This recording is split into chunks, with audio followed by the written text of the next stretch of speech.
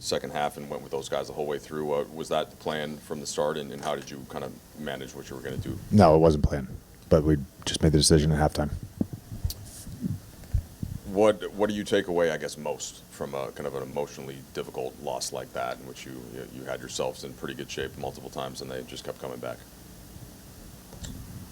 We certainly played well enough to win, and we gave the effort to win. And it's not a planned thing to play 5 guys an entire second half. We asked them at the beginning of the fourth quarter, told them we had 2 extra timeouts.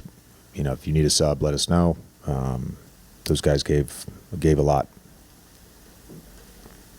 JJ, how much stress did Ant put your perimeter defenders on there in the fourth, and just how did your guys, I guess, at times fight and compete and keep him to space, but ultimately kind of ran out of gas against him? Yeah, I mean, he's a difficult player, and I think there's certain lineups that you can look at that they play that we could have mixed in some different things when they have their shooters out there. It's tough to kind of mix in fires. We tried to fire multiple times. It wasn't communicated well.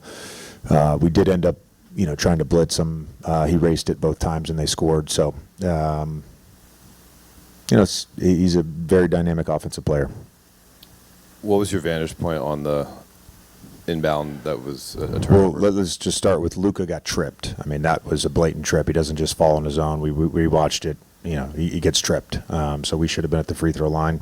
That's not an excuse for why we lost, but we got fouled, and we had a chance to go up. Again, you work on the end game stuff, and you draw it up, and you tell guys very specific things. We didn't execute it, and very obvious we didn't execute it. So I don't know that's my only vantage point. We just didn't execute it.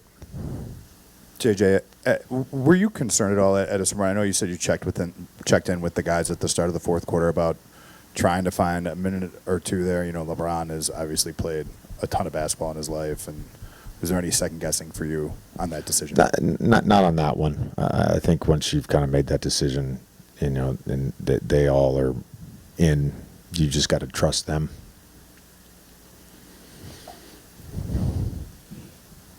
JJ, we mentioned the possession battle pregame. They got 10 more shots, 18 offensive rebounds, 3 fewer turnovers. How big of a swing factor were those couple of areas? Yeah, I thought we played well enough in the first half. Our first shot defense, we should have been up double figures, and that's instead we're down. That's some turnovers led to some baskets, and then the offensive rebound just killed us in the first half.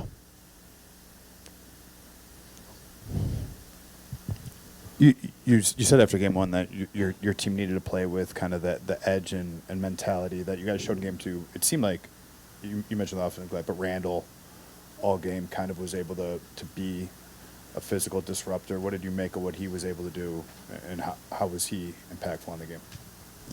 As a defender, you're talking about? No, just flying around the court everywhere. Oh yeah, no, he's you got to live with some stuff. 22 shots, 25 points. You got to live with some stuff. Did you think his energy though? No, he's been great all series. Yeah.